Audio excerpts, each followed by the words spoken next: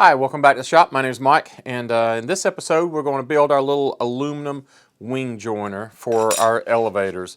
And if you'll recall, our next step is to take the elevator halves and the horizontal stab that we've already put together and trimmed up and sanded and all of that, and put the aluminum joiner in. It's just a piece of 1/16 aluminum bar stock. I buy this at the hardware store, Ace Hardware, I believe is where I got this. And I don't know, it's probably $7 or $8, maybe $10 for a sheet that's or a strip that's about that long.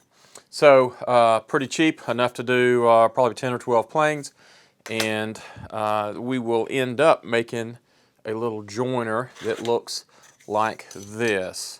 And you can see that it fits in there just right. So this is 1/16 by 1.5 inches wide, and I have found through trial and error that gives me just enough or more than enough strength this way, more than enough thickness material that I don't have to worry about any flex in those elevator halves. So what we will do is go ahead and cut this to length.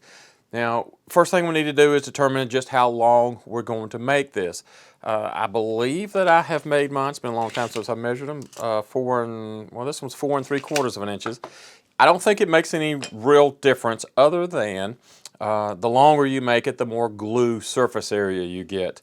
Now, I have been using this joiner on the last 2 or 3 versions of this plane, and I have never had one fail despite some pretty rough crashes where the plane has tumbled and tore things up. I've never had one come apart here. On this plane, which is a 35cc plane, I fly it pretty hard, sport flying in 3D. That's a huge elevator, and again, knock on wood, I haven't had one of those come apart. So I think that 4.5 inches is long enough. You certainly can do whatever you need. And remember that there is a triangle of balsa in here. Of course, this is foam core here, but through here is that little triangle, or it runs the full length, triangle of balsa, and the grain runs that way. That gives us our strength towards the back of the elevator. So what we're going to do is cut this out with aluminum. We'll do that in just a couple of minutes. And then we'll take a router, just a small router, and route out, we'll mark it, and route out 1/16 the thickness of the aluminum so that it fits down in there nice and flush. Now if we go just a little bit deep, that's not going to hurt anything, because remember, we're solid balsa in a 3/8 piece of material back here. So if it goes just a little bit deep, it doesn't make any difference. Or if you go a little bit shallow and this thing sticks a little bit proud, again, it's not going to make any difference at all. I'm just putting it flush so that it's a nice look to it there. So let's go over to the bandsaw where we've got a metal cutting blade on this small bandsaw here. And the metal cutting blade is just a Harbor Freight metal cutting blade. It looks like a hacksaw blade. I think they're about $10, $12 or something like that, so that's not that big of a deal. And I'll cut off a couple of these right quick.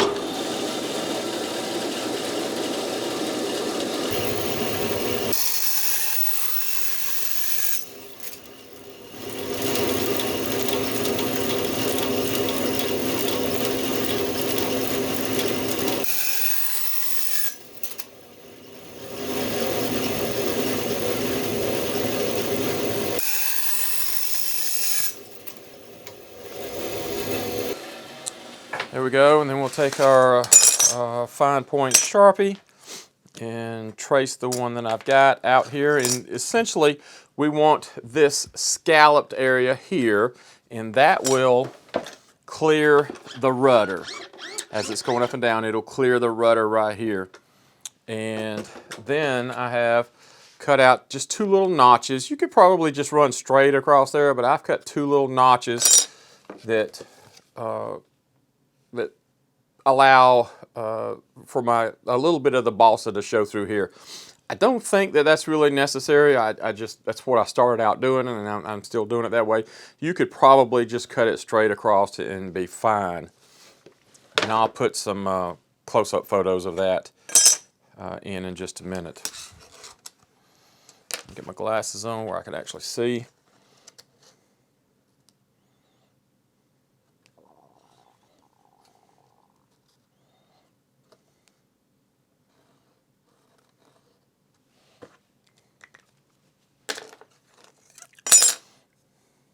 Okay, so I have traced and drawn out what we want to cut here. And I can put a copy of this. I'll put a drawing of this and some dimensions on the website, rcfoamcorewings.com, and as well as the Facebook group, RC Foam Core Wings, so that you can have this and just use it as an example if you want to. Again, there's really nothing special to it. I don't think the shape makes a whole lot of difference. So let me cut these out.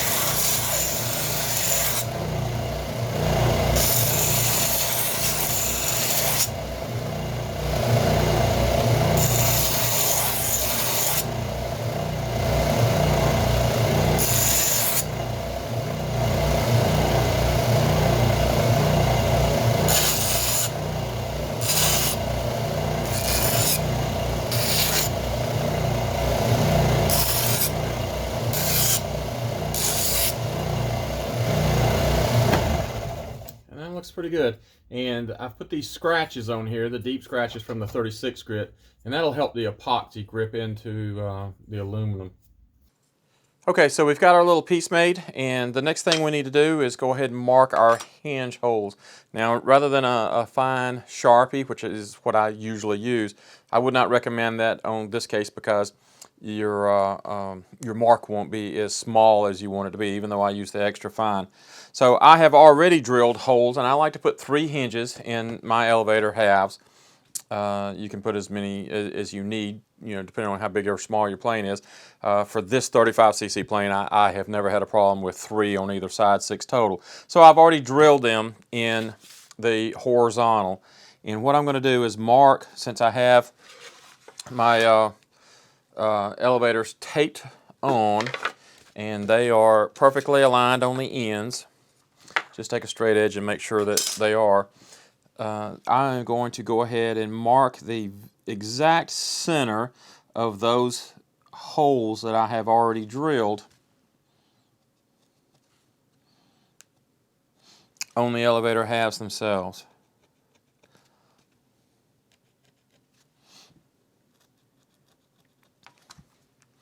Now, I make these in large batches, so about half the time I do it like I just showed you, where I've already drilled the holes in one half and then go back and locate them for the other half. And about half the time I will mark both sides at once.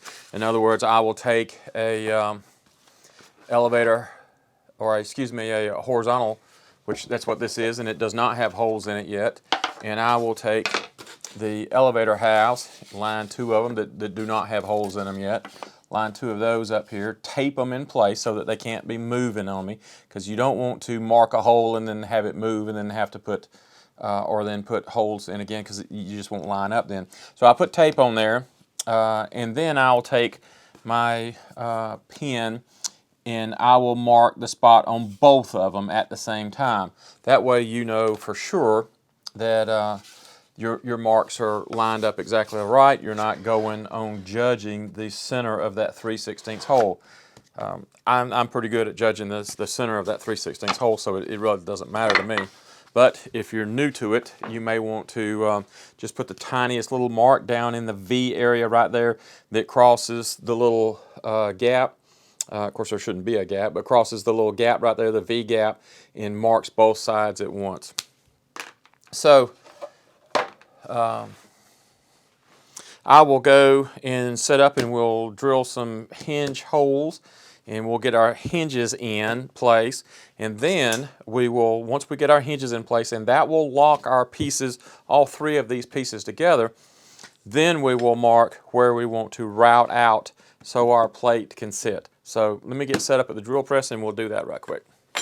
Okay, so we're ready to drill the holes in our elevator halves here. And you could do it with a hand drill, that's fine. You just have to make sure that you go in perfectly perpendicular and from all different sides there. So go straight in other words, which I find it easier to do on the drill press. Most guys have a drill press of some sort in their shop, so you certainly don't need one like this, but I do enjoy having a high speed, a drill press that'll run higher speeds. So that I don't have to drill a pilot hole through here.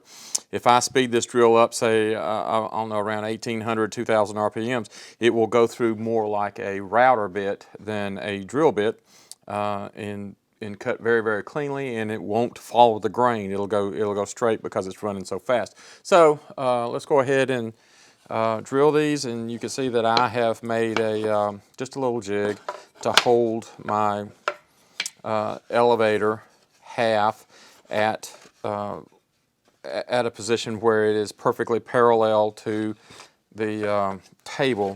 So, and I don't have my little, I've got torpedo levels all over the place here, but for some reason right now they're all hiding from me. But double check your table to make sure that it is level, and mine is. I go to great lengths to make sure that the machine is level, so that all I have to do is quickly test here. So I have made a little jig that gets the top of this running parallel with the top of my table, and of course that will put it perpendicular with the spindle, correct? So double check, and I am exactly right. So my little jig is right, and as a matter of fact, I checked it before I started filming, and it was a little bit off, so I put a little bit of a shim under here. Apparently my table's not sitting as flat as I thought it was. And now we are perfect. So that's going to put me perfectly parallel to, or excuse me, perfectly perpendicular to the drill bit, which is what we want. So I'm going to run up around 1800. Again, you don't have to run that fast. It's if you're going to run a normal speed, say in the 800 or 900 range, then I would run a smaller drill bit through there first to act as a pilot hole, so that your big 3/16 bit, because we're going to use Robart 3/16 pin hinges, you don't want that bigger bit following the grain and getting off course.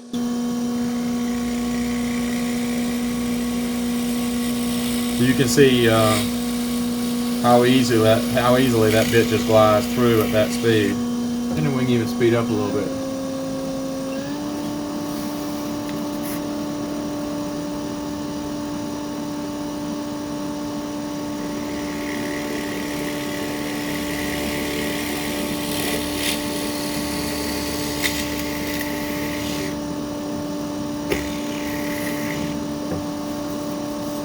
You want to make sure that you stay on the little jig, don't ride off of it. And of course this is just a backstop to hold it at 90 degrees.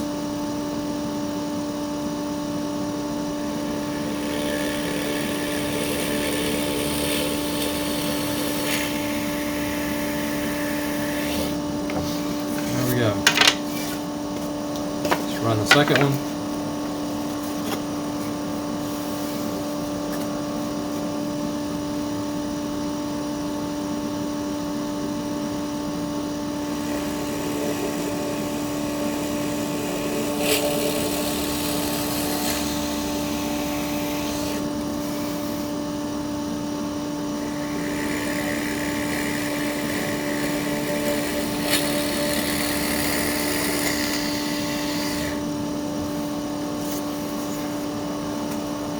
And you can see that I've got a good grip on it here with this hand.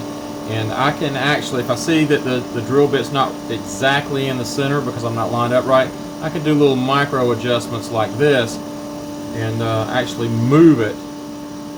And I'll show you here. So I'm a little bit off there.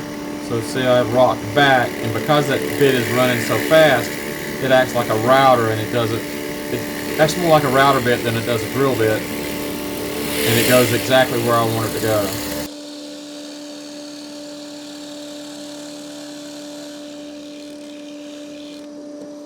And there we are. And most drill presses will let you speed up. You just have to do it mechanically. And I don't think 1800, 2000 RPMs is out of the range of most of those. I'll have to check my other drill press and see. But anyway, so that worked out real well. Let's go back over to the other table. All right, so if we have drilled our holes correctly, our little pin hinges should line up. And remember, a Robart pin hinge is 3/16 down in this area, but the knuckle of it gets a lot wider, so your hole is going to be 3/16 exactly, which means you have to kind of wallow the top part out of it. And I usually use the hinge itself to do that. It just takes a couple of little twists just like that. If you've never done those hinges, they're really easy to install. And if we have drilled our holes correctly, they will line up nicely, which I'm sure that they have. One of the things that I did off camera before I drilled, and I don't think that I showed you this, is I always mark both halves with a blue tape and a Sharpie mark there. So this happens to be plane F in this group that I'm making. And this is FR and then FL and FL. Just F right and left. So let's see how good a holes were drilled.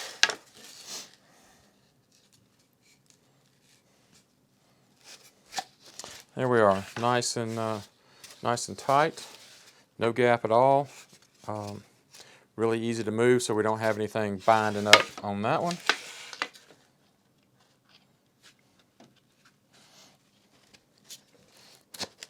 And that one went together real nicely too. Squeeze them up nice and tight. No binding at all and no gap, so we're good to go. Next thing we need to do is set our gap right here, which of course is where the end of the fuselage comes out, right? And I think that inch and an eighth, inch and a quarter will be more than enough since this fuselage is so narrow back there. But I want to be able to use these parts as well on the bushnet, which is a little wider. So let's go inch and a quarter. Of course, half of that is 5/8. Mark here, mark there. Pull these back apart.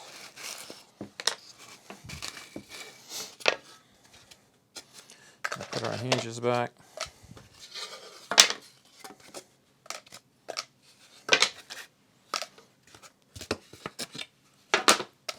Otherwise they'll be all over the floor. And make sure that we're 90 degrees.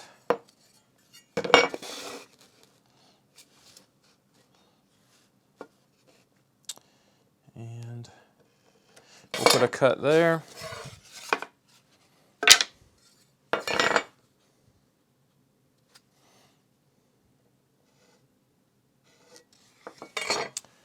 And a cut there.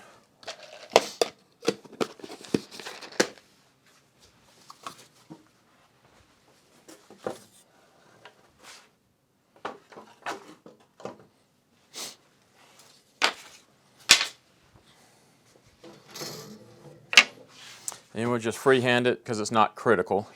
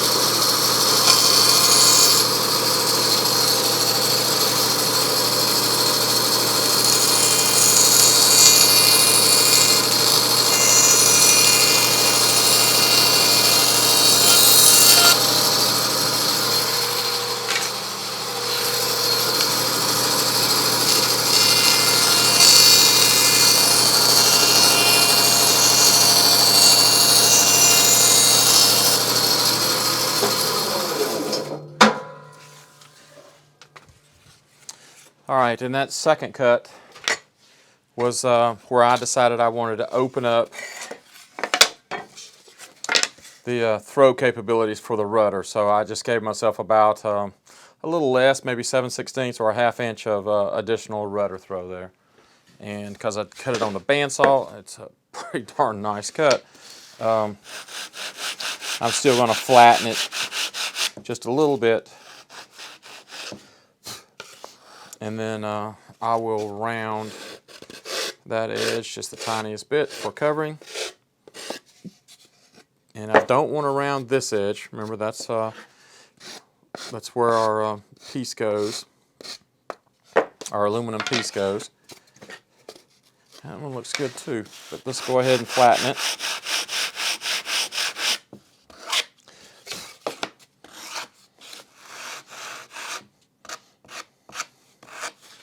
All right, that looks real good.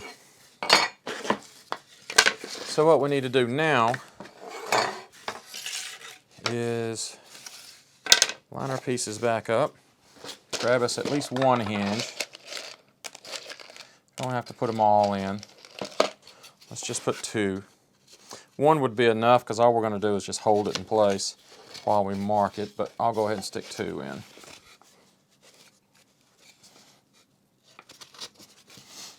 And that'll hold that one.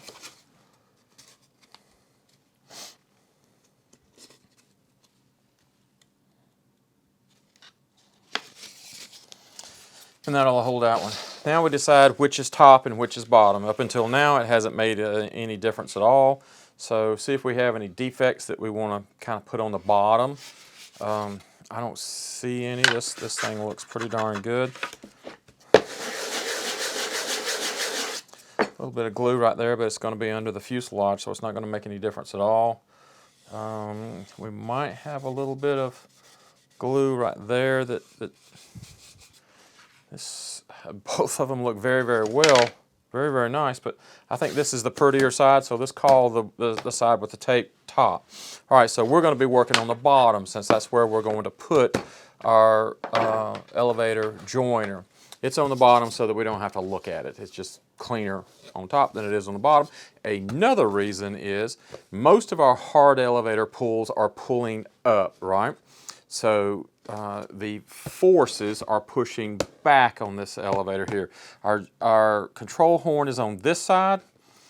So this side is the slave side. This side is the side with the control horn on it that is pulling, and it pulls this side. Since most of our hard pulls, our high G maneuvers, are up elevator pulls, it's best to have, at least my brain sees it this way, our plate on back so that we're not pulling that elevator half, we're actually pushing that elevator half.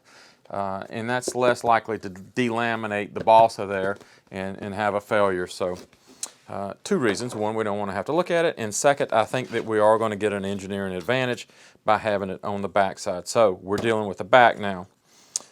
And we've got our part that we just cut out. And actually, this is the template that we drew it from. This is the one that we have a little bit shorter steps on. And we're going to put it up here and mark it. We're just lining it up. I am lining this edge here with the seam on the triangle stock there. And we're going to route right up to that triangle stock seam. And I'm going to mark it.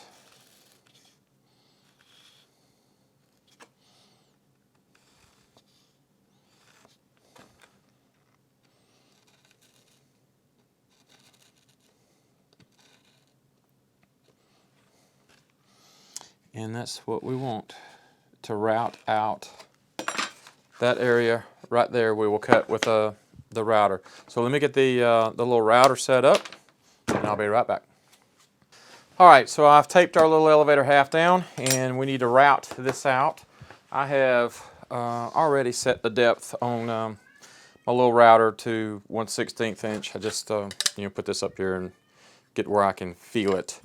And it's not precise, just like we talked about earlier, just get it close to 1/16.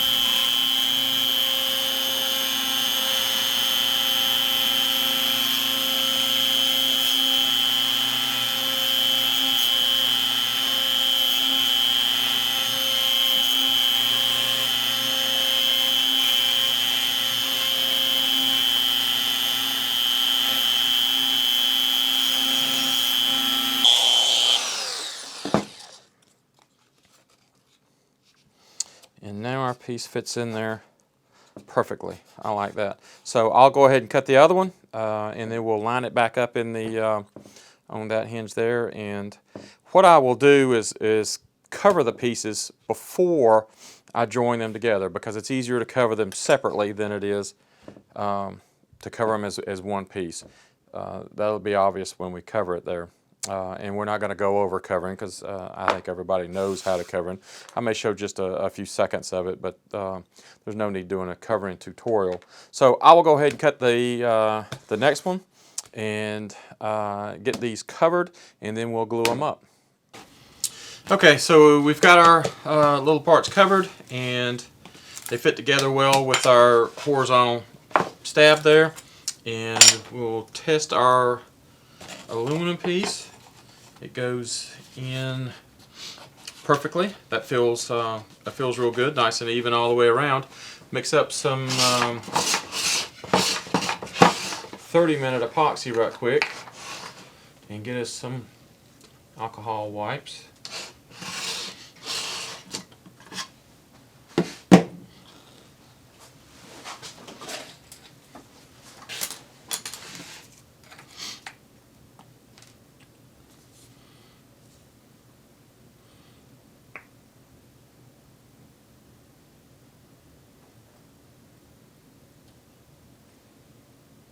And that should be more than enough. And in this case, we're not going to use micro balloons. We want to get all of the strength that we can out of our epoxy. So we'll mix this for just a few seconds.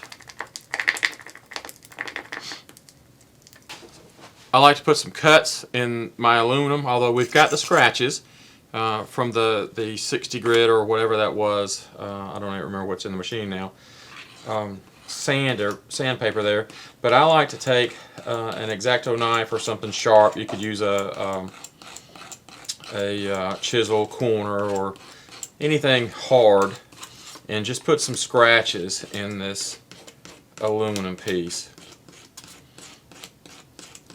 It's probably overkill, but that's going to give us more little edges for that epoxy to grab.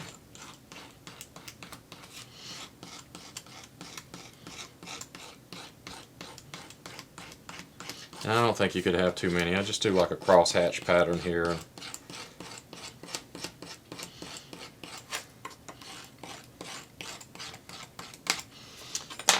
And that feels pretty good.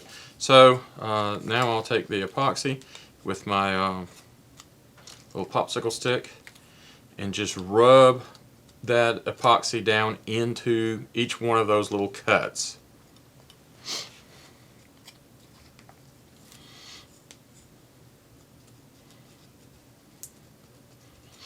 Just make sure it gets down in all of them.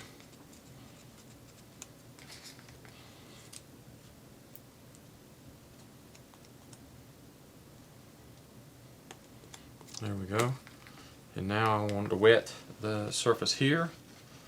We're not really worried about getting a nice even coat here. We just want to get it wet.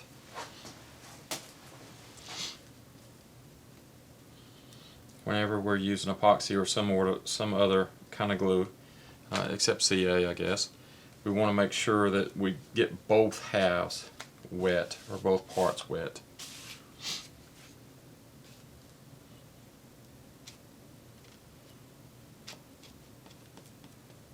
There we go. Make sure we're got our little hinges lined up good, and they are.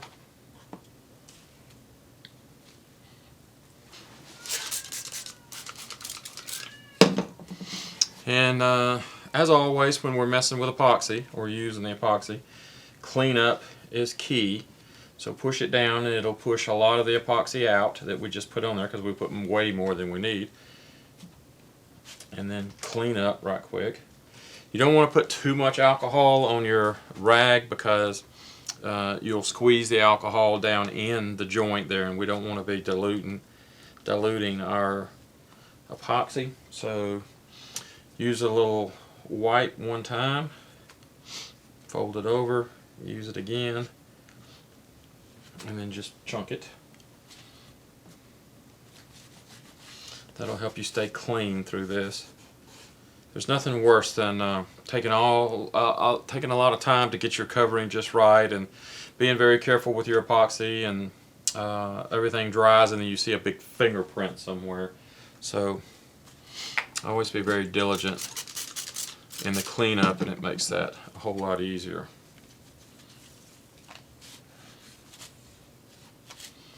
Alright, that looks pretty good. Now I'll take a couple of clamps, and I have just got a piece of MDF here that I've got a little bit of wax paper on. You don't have to have the wax paper, it's just nice in case something drips down onto your MDF. And I'll slide the part back where I could get my little baby clamp in.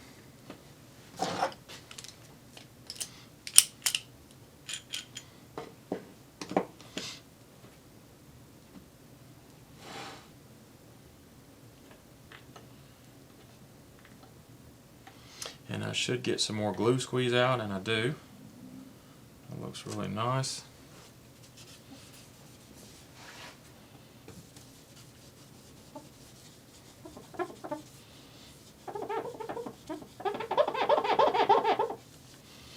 Alright, now I'm going to take a peek up underneath and make sure I don't have any dripping down. And I do have just a littlest bit trying to drip down on the underside, and I'm just going to take a popsicle stick and wipe that off.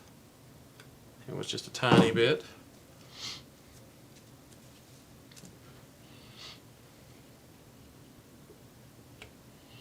That looks good. Yeah, that looks really good.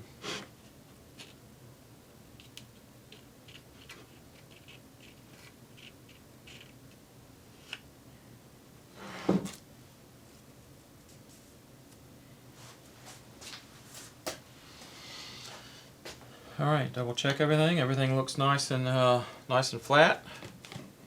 And I'm going to take, it's sitting flat now, but because it's clamped in the middle, it could have a tendency to want to pull up on us. So I'm going to take a couple of sandbags and just set one right there and set one over here, just to keep it from wanting to do that. And I will let this thing set up and cure, or the epoxy harden, for, I don't know, 2 or 3, 4 hours. Doesn't matter, probably tomorrow before I mess with it. The next step will be fitting this in the fuselage and drawing us a couple of lines here so that we know exactly where to bring our cover to. But we can do that in a later episode. I think we're far enough in this episode. It's about all that we can do to this part. We'll have to fit the rudder next. So in our next episode, we will fit this in the fuselage to prepare the horizontal stab to cover. That will only take a few minutes, and then we will work on the rudder and the vertical stab. So I will see you in the next episode. Thanks for watching.